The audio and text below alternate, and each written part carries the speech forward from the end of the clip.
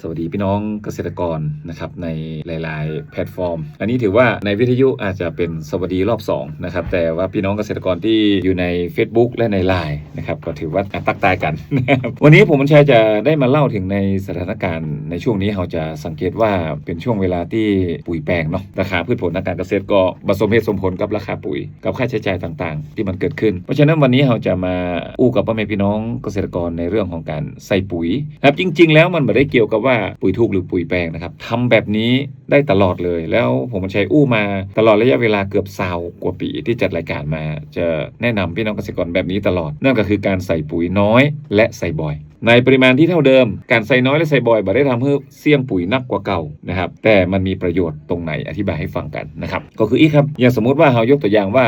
ผลไม้นะครับทุเรียนลำไยเงาะเหมือนกันหมดทุกอย่างส้มเนี่ยนะครับต้นนี้จะต้องใส่ปุ๋ยประมาณในช่วงหน่วยน้อยลิ้นจี่หน่วยน้อยลำไยหน่วยน้อยทุเรียนหน่วยน้อยเงาะหน่วยน้อยมะม่วงหน่วยน้อยครั้งนี้จะใส่ยอดปุ๋ยสูตร3 กิโลแต่ที่เราจะปึ้งไปเลย3 กิโลและแหมเมื่อใดครับจะใส่ยอดปุ๋ยสูตร2ก็แหมยังน้อยก็เดือนเกินถึง2 เดือนกว่าหน่วยมันจะเต้าบอกแข้งกับประมาณปลายนิ้วก้อยเนี่ยมันจะต้องเปลี่ยนเป็นยอดปุ๋ยสูตร2นะครับหรือบางคนบอกว่านิ้วจี้นะครับก็จะเปลี่ยนเป็นยอดปุ๋ยสูตร2แต่ปรากฏว่าพี่น้องเกษตรกรใส่ปุ๋ยไปเลยต้นละ3 กิโลปึ้งไปเลยแล้วแหมเกือบ45 วันถึงเดือนเกินถึง2 เดือนจะปิกมาใส่ปุ๋ยแหมรอบนึงปรากฏว่าผลไม้ของพี่น้องเกษตรกรได้กินปุ๋ยไปแค่เตื้อเดียวและ3 กิโลที่ใส่ไปหูกับคำว่ามันจะได้กินแค่ประมาณบักเกินครึ่งเดือนแรกเมินสุดครึ่งเดือนคือ15 วันจากขั้นไปเขาใส่น้ำไปมันได้กินน้ำเปล่านะครับเพราะเนื้อปุ๋ยนะครับส่วนหนึ่งระเหยส่วนหนึ่งเลยเขตห้าส่วนหนึ่งถูกน้ำเซาะไปมันบ่มีแล้วครับที่มันจะไปอุ้มปุ๋ยละไว้ท่าน2 เดือนรอจะใส่ปุ๋ยแหมรอบกินไปกำน้อยบ่มีครับเพราะมันจะคว้างปุ๋ยไป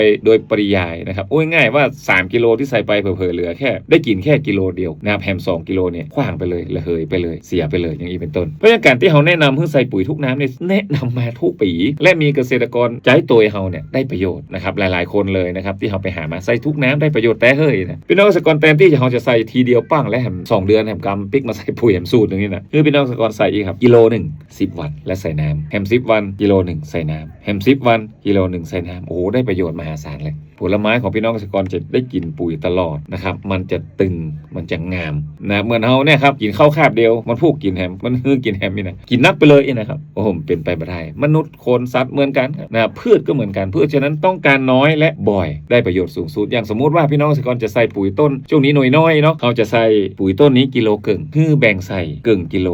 โล3 เตื้อหรือบ่มีเวลานักแก่ฮือแบ่งใส่2 เตื้อเตื้อนี้ใส่อาจจะใส่กิโลแถมรอบ1ใส่เกิงกิโลนะครับอันนี้ก็ยังได้ประโยชน์กว่าดีกว่าที่ไปโจ่งใส่ทีเดียวกิโลเกิงหรือ2 กิโลเตื้อเดียวแล้วแฮม2 เดือนปิกมาแฮมรอบอย่างนี้นะพืชจะได้กินแค่อย่างที่บอกครับบ่เกินเกิงเดือนแรกหรือบ่เกิน15 วันแรกเพราะฉะนั้นการใส่ปุ๋ยทุกน้ำคือการใส่น้อยและใส่บ่อยจะทำให้เกิดประโยชน์สูงสุดกับพืชของเขาและสังเกตครับมันจะใหญ่มันจะตึงและประกอบกับเขาพ่นฟาสมนชัยช่วยเหมือนกันฟาสมนชัยกันเหมือนกันการที่พี่น้องเกษตรกรพ่น200 ซีซีทุก7 วันพ่น7 วันพ่นดีกว่าพ่น500 ซีซีทุก15 วันแน่นอนเพราะพืชต้องการอาหารแบบนี้และได้กินบ่อยๆอันนี้ฝากกับพ่อแม่พี่น้องเกษตรกรไว้ตัวนะครับการเนี่ยอย่างก็ตามถ้าหื้อน้อยและบ่อยดีกว่านะครับฟาสมนชัยอาหารพืชทางใบใช้ได้กับพืชทุกชนิด